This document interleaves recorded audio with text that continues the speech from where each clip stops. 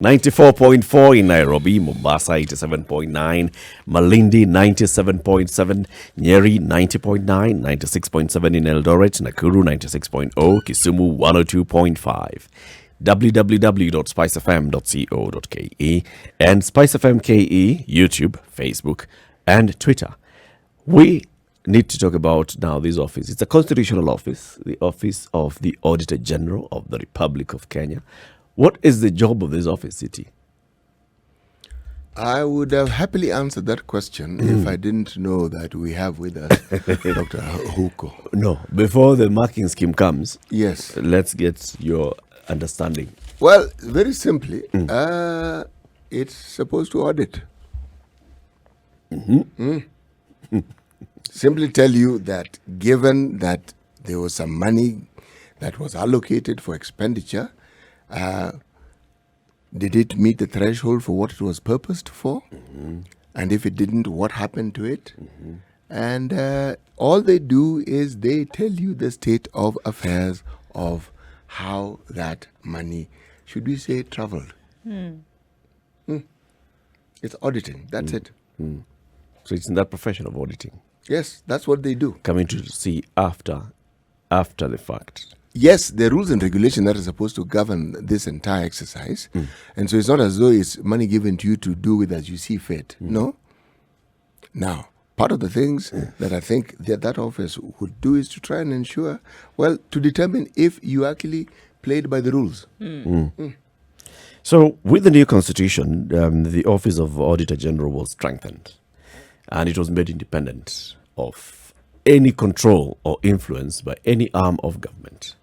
And we had the first person who took over this job. This is Dr. Edward Ouko, and he, in fact, we poached him. As a country, poached him from a very colorful international job and asked him to come and serve the people of the Republic of Kenya, which he so loves. And he accepted. He came and he took up the job, right? And this is serving as Auditor General with a secure tenure. And then after that, it's non-renewable. You exit, go look for something else to do. During that time, however, you have to know that you're going to be dealing with a government that has spent the money, because the spender of the money is the government. Yes. And there are questions that you're going to be asking that people don't want to answer. And there are reports that you're going to produce that because of the insufficient response that you were given, you're going to point out that I asked and I did not get the sufficient response. Fire. Anyway, let's hear how the man survived this job. Good morning, Dr. Ouko. Good morning. Is that Eric? Or Yes, it is Eric. Eric, thank you very much. Yep. So this is Eric. I am not a great, first of all, I'm not a particular for title. So Mr. would be, I like being fair and simple. Okay. So, I'll just call you Mr. Eddie. Eddie. Okay. So the other gentleman in the studio is a man who was previously known as CT Muga, but for purposes of this Friday, he is Mogo. It's Mugo, not Muga. Yeah. And then the lady is Nduoko. Yes. So Yeah, I think Ndu would have just put another U, then it would be Ouko. There you go. Eddie, you had a very interesting tenure as the first Auditor General under this new constitution. First, there were very many things. The new constitution came up with a new structure of government. The new constitution came up with more powers and expectations for the office of Auditor General. When you were taking up the job, did you expect it to be how you found it by the time you were leaving this job? When I was coming to take up the job, I came with a lot of excitement, given that I was coming into a job at the backdrop of a new constitution, and which was hailed to be one of the most progressive constitutions in Africa, if not the world. So there was a lot of excitement. and I really look forward to the job. Now, as to the situation on the ground when I came, things were slightly different in various ways. First of all, was the issue of resources, the budget of the office, vis-a-vis the expectation of the new dispensation, which, as you know, made Kenya to be a country of literally 48 governments. That meaning the national government, which I would call the mother government, and some 47 other county governments, which were, by all intents and purposes, fairly independent but interdependent. Right. So that was first the major thing, and that meant that it was not the same office, or it was completely, like you say, a new office which I had to come into. In other words, with a clean slate. So there was nothing in legacy terms that one would have said relied on, except for the fact that the resources were very meager. And the staff also have been there for many years. A lot of staff turnover, there was not much staff turnover. So you had people with 30 years service, 20 years service. There were very low level of youth element in the system. Was that a good thing or a bad thing? Well, that was, it meant that the challenge became more interesting and more challenging because you fight, the immediate fight is for resources, the immediate fight was how are you going to get these people to, the body of the staff to see themselves in the aspirations of Kenyans under the new dispensation. So what did you know that it was, Eddie, as this started and as the work began? What was it then that you were tasked to do for government? What I was tasked to do for the government was basically me to interpret the constitutional basis mandate, which is under the Article 229 of the Constitution, for me to interpret what really were the aspirations of Kenyans in that article.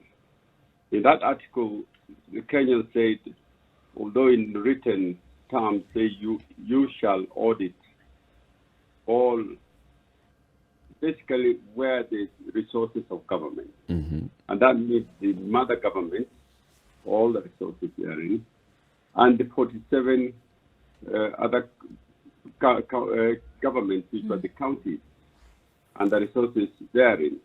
Now, when and any other place, such as the political parties, where there's a lot of the public money goes into, the judiciary, which is not a government, but which is fairly independent arm, and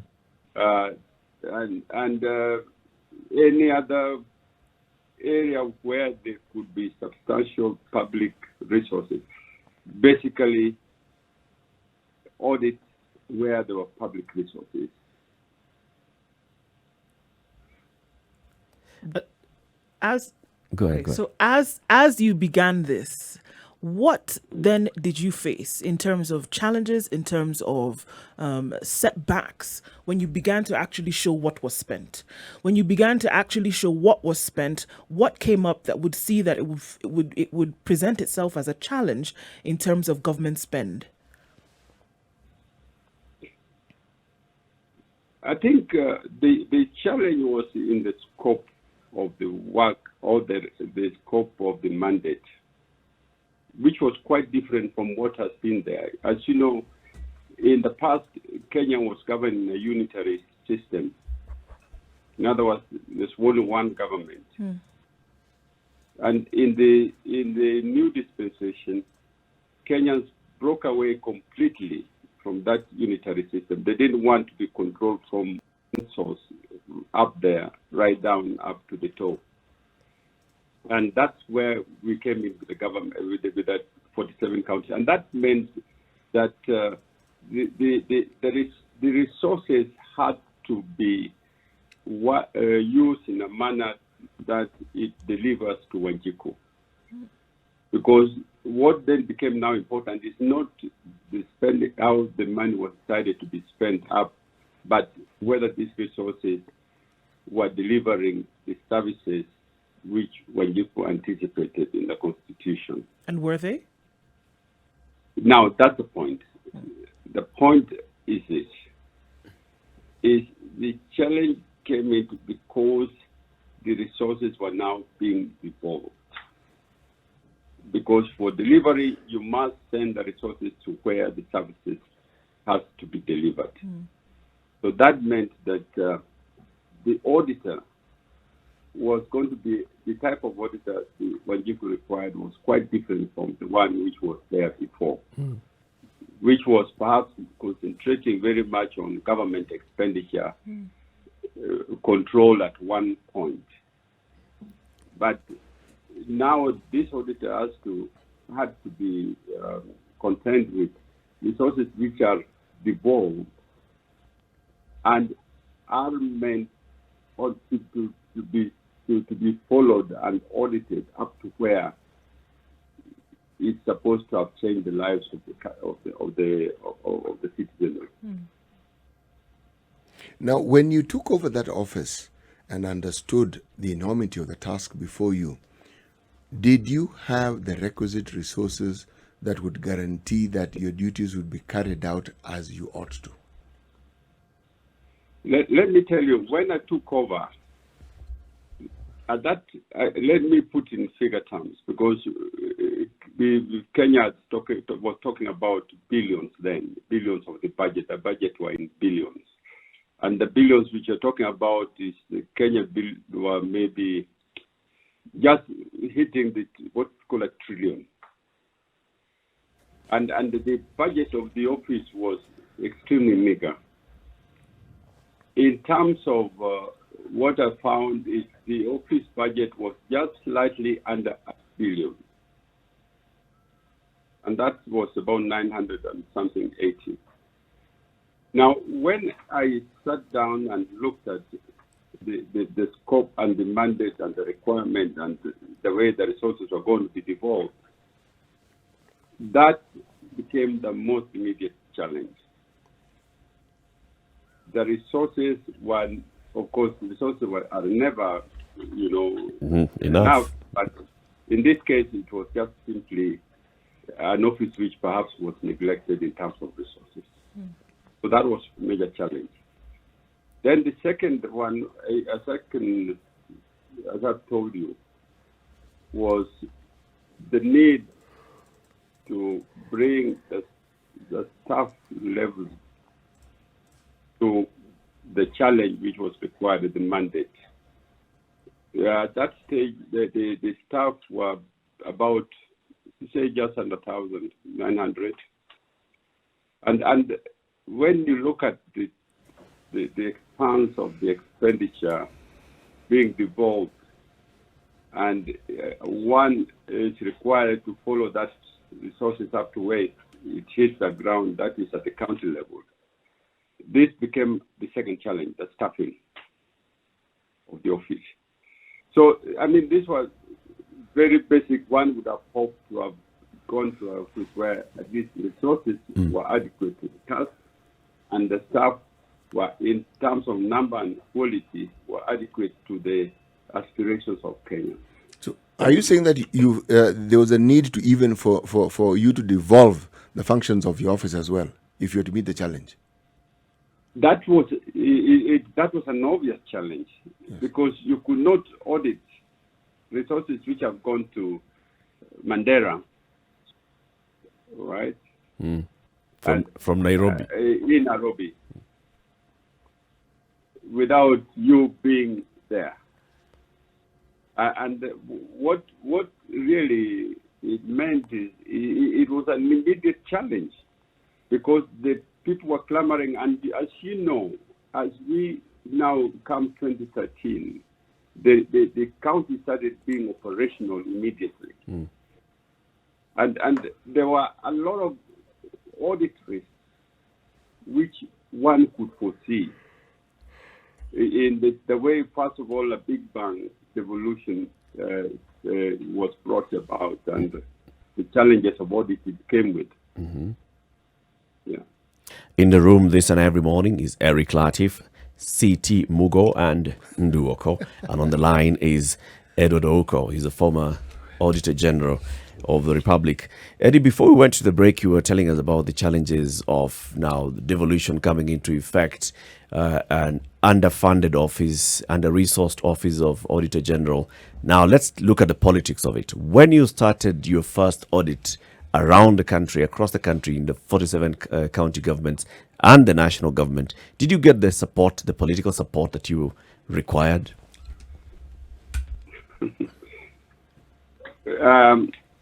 It really, at that time, I'd anticipated that to be there.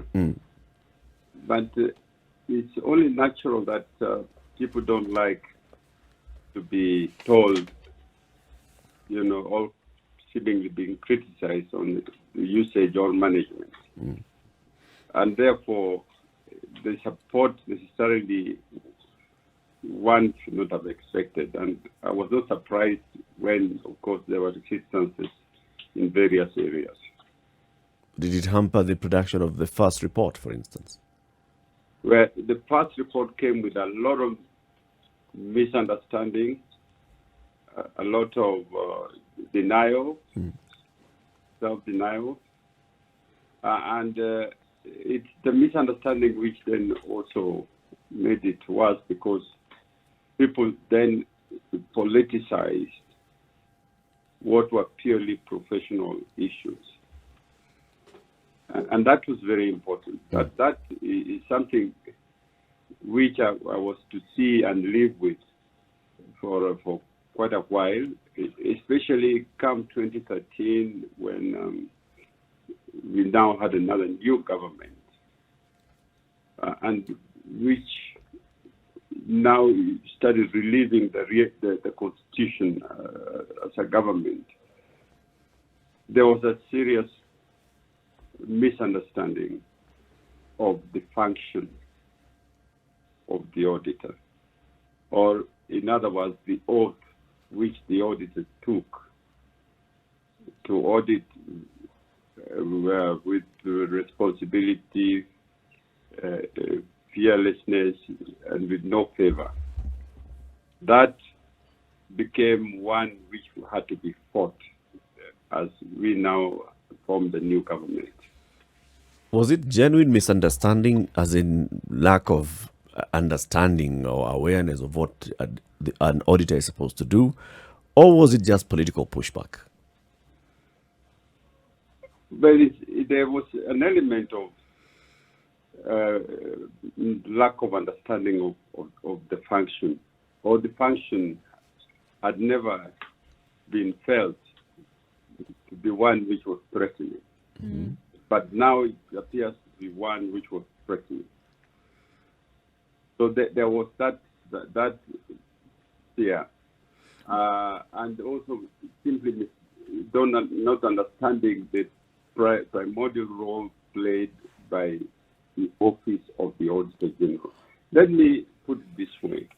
Kenya would not be a functioning state, or being seen in the eyes of the International League of Nations as a functioning state, much as you talk of the three arms of government. But we cannot do without the Auditor-General. That would not be seen to be a functioning state. What were the expectations, whether they be of individuals? What were the expectations vis-a-vis the oath that was taken? by you as the Auditor General? My expectations? No, the expectations of other people who then brought about this challenge. What were their expectations as opposed to what you knew you were supposed to be doing? The other people really, this is what I it's my personal opinion. It's not maybe what they were really doing. They expected a more forgiving and alignment to what their political leanings were. Mm-hmm. Yeah. If I hear you right, you're saying... But then that is simply against the ethos of the office, such an office, the independence and the constitutional requirement or my constitutional duty. So this pushback that you received, is this something that you would consider normal for such an office of as yours? Or was this one, in your case, would you consider it to have been unique? Certain amount of pushback is healthy. It develops the office, or it also challenges the auditor to question how he or she is approaching the work. But in this case, there was an element more of politics and being branded at that stage as being influenced by the opposition or working for the opposition. Do you see that is not a pushback? That is not a proper pushback which you'd expect in any system, even a developed system. Auditors should expect some pushback.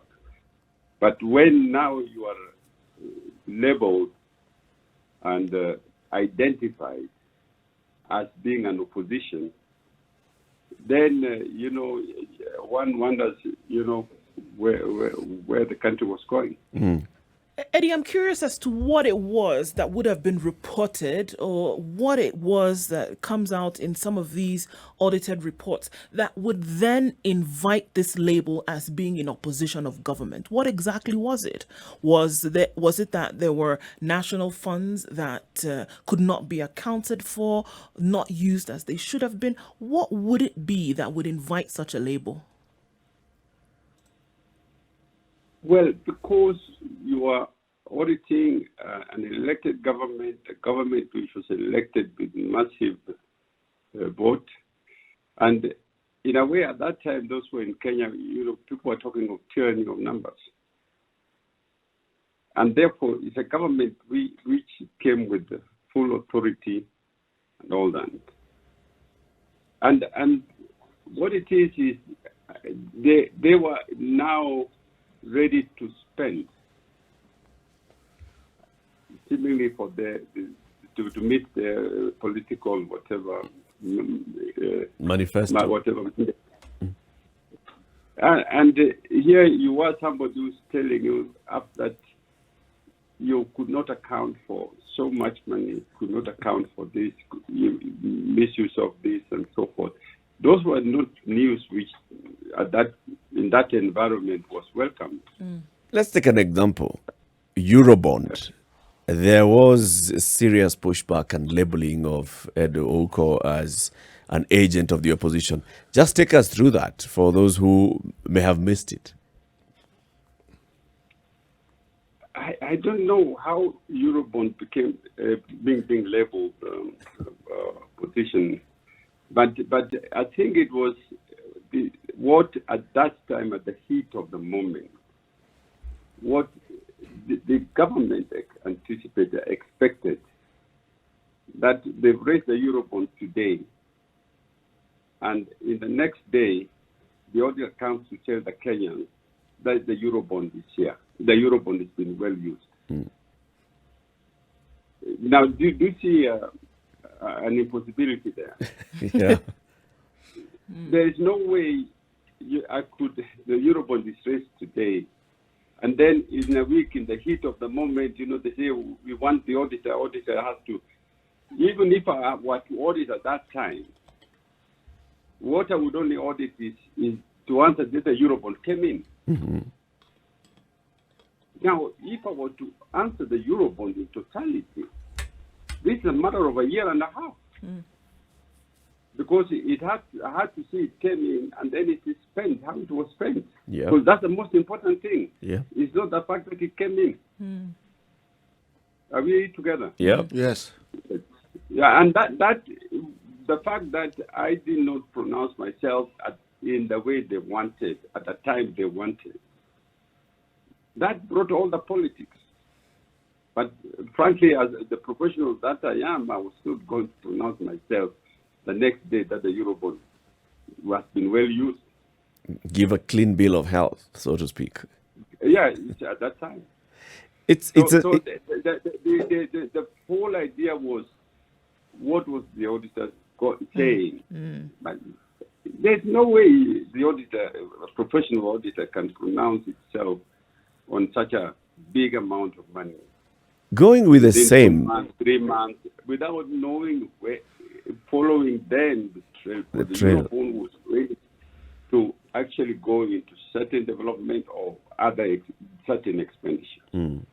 So before you do that, you got to let the system now do the procurement, to see the project started, identify it with a project, and that there's a drag. It's something which you take. Auditor would have to look at this thing almost for a year before you can give a full holistic opinion or point of view. I have a burning question before we go to the break. And this is just off the back of this particular experience, for example, with the raising of the Eurobond and following its expenditure. Looking at what is now the big scandal of the day, and this is how the COVID-19 funds have been spent and where they've gone to. Is it possible for the Auditor-General, because there have been demands and questions, that the Auditor-General conducts an audit and tells us whether this money has been properly spent? Is it possible for the Auditor-General to do this within 30 days? I think that would be, it would require the Office of the Audit to bring on massive number of staff, okay, to work wholly on that COVID. That's where it would be possible. In other words, you put about 100 staff. But that's not possible because this staff, you can't get 100 staff there waiting at any point in time to be used to audit the Eurobond, to audit the COVID within 30 days. So realistically, how long would it take for the Office of Auditor General to tell us what happened with COVID-19 funds? I think you're talking about 2 months. If the audit started today. But that also to be premised on the fact or on the expectation that the documentation is going to be available and that the people are also going to be assisting. Forthcoming with information. Available. And cooperating. And cooperating. Let's take a break. When you take all these facts into account, I see, a period of about 60 days. Right. So now, Eddie, as we continue to look at how you carried out these duties in the country, and then obviously dealing with some pushback when it came to this, do you see a situation whereby after budget still there is money that is unspent, and what happens to those funds that are unspent by the government after a fiscal year? The budget is never enough for the requirements of some of what the ministries have to do. So having a budget, there's obviously you have been given a budget, but you cannot absorb it. That's what would mean the budget unspent. So what it is that we have to question the whole budgeting process. Yeah. In the sense that when people are negotiating for resources, there has to be a report, I would say, of the Auditor-General on that particular ministry also brought to table. which should be telling those negotiating that this ministry is looking for more resources, but they could not absorb even the previous resource. The previous one. So that's how you then have this unspent issue coming in. But what causes this lack of absorption? I dare say, look, that can only come in if as you know, the budget, we when it is being discussed, or the day of the budget in Parliament, is really pomp day with the celebrations and all that.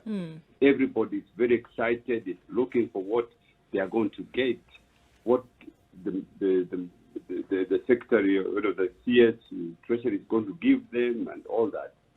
That's good.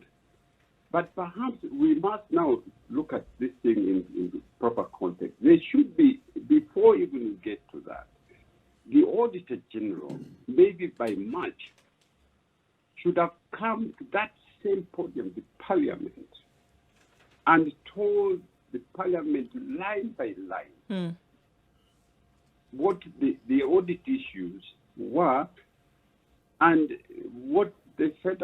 People then can see the problem of absorption or the problem of misuse and management.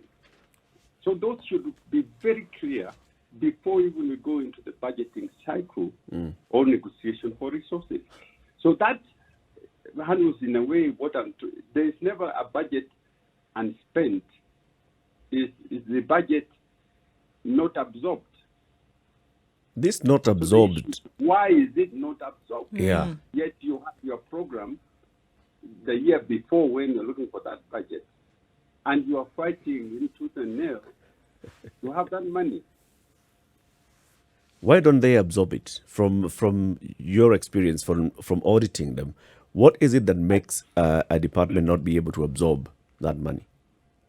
Well, obviously, sometimes when you throw a lot of money to a ministry, they won't absorb it. So that's one. In other words, but that's misallocation of resources because we haven't really identified where the needs are properly. So that's one. The other one is the planning for that expenditure. You know, when you're giving a budget and you must have prepared your project early in the year, such that when it comes 1st of July, the money comes and you put into use immediately. Then you have a chance of using that money throughout the year, and perhaps then start even be looking for more because you need money because you are performing. But if that process of planning and management is not proper, obviously you end up with first of all, you start absorbing this money, almost by December. It's when you are ready with your project. And obviously, by the time you come to June, 6 months, you only have not. There's nothing which Treasury can help you with. Treasury will be asking what, we have, well, they don't ask you, they have money for you, but they'll take it away or sometimes they allocate it under supplementary. So are you saying the reason why we see all of this? For the Office of the Auditor-General, we were always using our money in time. Yeah. I asked for my development money to build, say, offices, and I did them within 18 months and within the budget. Mr.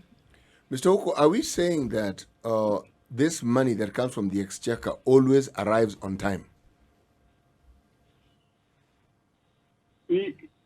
There is double responsibility here. Yes. There is the double responsibility of the ministry to make sure that they plan well ahead to absorb the money. But then there is the other responsibility of the exchequer releases, which then go through a system which is also fairly bureaucratic.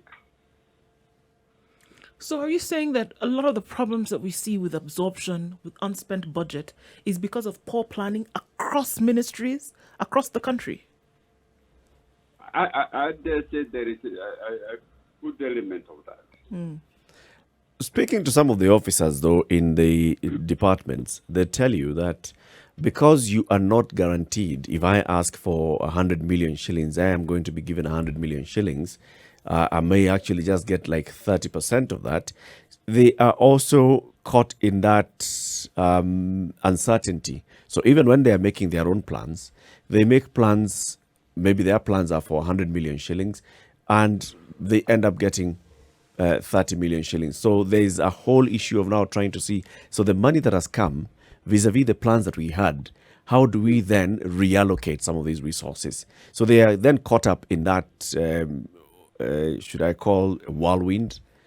Because what they had initially planned to do vis-a-vis the money that has come, vis-a-vis the explanation as to why you are getting just a small percentage of what you are hoping to get, affects their operations. Yes, we must now go to the budgeting process again, because at the budgeting process there's a lot of negotiations and a lot of give and take, and you are denied. In fact, in every case, nobody gets what they want. So when you are negotiating for this, you as the manager, you must know that there will be the case. Okay, it will be the two issues that you budgeted for something which you'll absorb one, but then your project and your request for exchequer must also bear in mind that the other side, the treasury, has to raise that money, has to come in from tax for them then to disperse to you. So the cash flow coming in sometimes puts the treasury at a point where they cannot meet everything. So they meet those who are most ready. Okay. Yeah, so it is. You have to be ready. Okay, even me, I said I've built offices within the time. But if you know how much I had to be on the ground personally to roll my sleeves to follow and supervise, and ensure that the contractors bring in their bills in time, their certificates in time, so that I can then put my request early enough, such that when it comes, the treasury, the money, the list I've given, I'll pay out immediately, and the work will continue. So there is that element. Mr. Ouko, let me ask this question. Is there any advisory role that the Office of the Auditor-General has? Let me explain why I'm asking the question. One of the things that constantly confronts us when we look at the finances being managed in the counties is what we're discussing here. Somehow there's an absence of absorption, misappropriation. And sometimes I wonder, is it that the people who are put at the helm and who are supposed to look after these funds, is it that they don't have the capability? Is it that they don't have the training?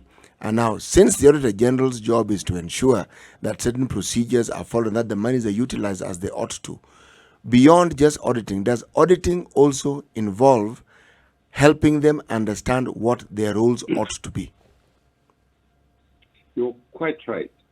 At the beginning of when you explained to the people, you mentioned the issue of after fact.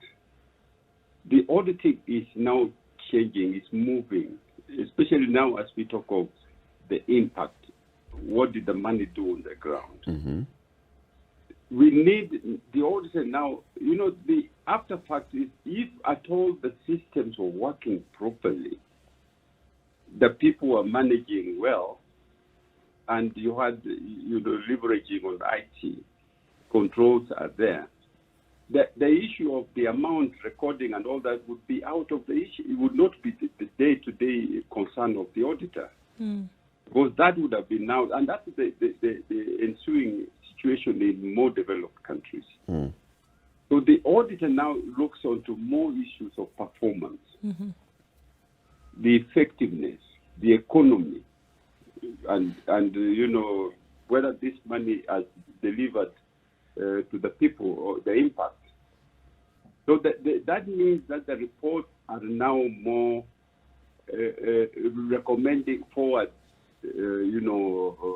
recommendations to be put into place to be able then to ensure that efficiencies and all that and effectiveness are going to be ingrained in the management. Mm-hmm. And therefore, that means that the audit is now, if at all before, it was doing 80% of its time looking at the issues which we are dealing with today, the issue of misappropriation, the issues of misuse, the issues of that. That should have been taken care of by the systems being properly run. So that there is now more a division of not 80-20, but it is 60-40. And in the long run, it is going to be the other way, 60 effectiveness and performance than the recording, which is the 40. So advisory is where a new auditor should be of use to the system. And therefore, these avoid these after-fact issues. When you did play an advisory role, what were you met with? I mean, because I can't imagine, like you had said earlier, that if you basically said that the monies that were being used did not go to the people as they should have been, I can't imagine that anybody would have been happy with that kind of report. How then would you meet any kind of challenge that came to you? Or is it just a matter of, look, this is the report that I have given, this is what I have said, this is what I have seen, and we need to improve moving forward? Let me just frame that's not a question, but your thoughts. As I said, the auditor should now going to be more performing, asking whether the money was effectively used. Yep. Or whether it made a change to the ordinary business. And that means that the interrogation of the reports at the parliament level has also been looked at. Hitherto, the parliament is just looking at what has been spent. And that's what the Auditor-General has now been, these are the accounts, and these are the more after-fact issues. So when they're interrogating, the interrogation should be there, but what should be also important, there are other reports which the auditor has done, as I told you, on the performance, which are forward-looking and which are lessons learning, which the parliament does not properly give that interrogative seriousness. Well, and we have that. That's, my disappointment is that they concentrate on more the appropriation. Yeah. Which is what you call the Parliamentary Accounts Committee. Yeah. There are other reports, in Parliament you have other committees. You have Health Committee, Education Committee, and so forth, which we have done reports, which they should be interrogated. For instance, when I left, they've done a big report on the issue of the blood bank. But this cannot be interrogated by the Parliamentary Accounts Committee. It has to be interrogated by the Health Committee, wherein they call the people and they call other experts to opine also on what the auditor is saying in terms of performance of that institution. So this is the point. The point is that in the future we should go more towards that. Yeah. Were you a friend or a foe of government, Eddie? Yes. Were you a friend or were you a foe of government? I think I was a mixture of those, depending on the report, because every report had 50% people happy and 50% people were unhappy. Yeah. Eddie, in your previous job, before you took over the job of the Auditor-General, I believe you were an auditor as well. How different was that experience from this one of being the Auditor-General? You know, I was the Auditor-General of the African Development Bank for so many years, some 24 years at the bank. And there you also had what you call the politics of the international politics. So that some reports would be challenged by some constituencies because it's hitting them hard. Other reports would be welcomed by the board. But then the problem was the civility and the professionalism of that, denial. There was never an issue of pushback, but the discussions were then proper and criticisms were being taken in, as opposed to this one, which I found extremely interesting and challenging, auditing in the Kenyan context or the African context, or the African government context. Do you think it can get to a point where we see, I mean, it's interesting that you talked about the African government context, whereby you see other economies and an Auditor-General giving the reports and giving from an advisory role in terms of what government spending should look like and government spending reporting then after that should look like. Do you see a situation in Kenya whereby parties, if having done what they should, then would be accepting of the reports that came forth, and then the decision would be to do better or to keep lines tighter in the future? Do you see that kind of thing happening in Kenya? Throw in everything that's happening in the current situation. No, that question is extremely interesting because it becomes on the political will and the executive support, both legislative support and executive support, and recognition and acceptance of the role of the Auditor-General in this context. Really, an Auditor-General should be as much used to the Parliament as he or she is to the President. But that depends on the politics of the day. So I'm seeing a future whereby, and depending on the Constitution, whatever change is going to have in the BPI, where the President, there's a distinction between the head of state and head of government. Because in the system which operated, the President was the chief executive. Yep. And that made it untenable because the President is also a human being. Any human being will be protected. So you get me, current situation becomes very difficult for the Auditor-General. But that is not to say it cannot be corrected. It depends on the way the executive will protect the office. Because the office, the President does not manage the day-to-day running of the ministry. Yeah. He or she will lead somebody independent of its line management to tell him some things which he may not be told. But that requires that the auditor is supported in that independent role. We want to thank you very much. To answer you, Yes. I think things are improving. There's light at the end of this tunnel. Thank you very much, Edward Ouko, for speaking to us and for sharing, of course, your knowledge, your experience working with government, your recommendations for what we can do to improve our systems going forward. And before we let you go, we want you to hear today's proverb by C.T. Muga. Milk and honey have different colors, but they share the same house peacefully. That's what it should be, because our house is Kenya. Yep. There is the honey and there's the milk, the executive and the auditor. We have to learn to live together on making sure that we respect each other's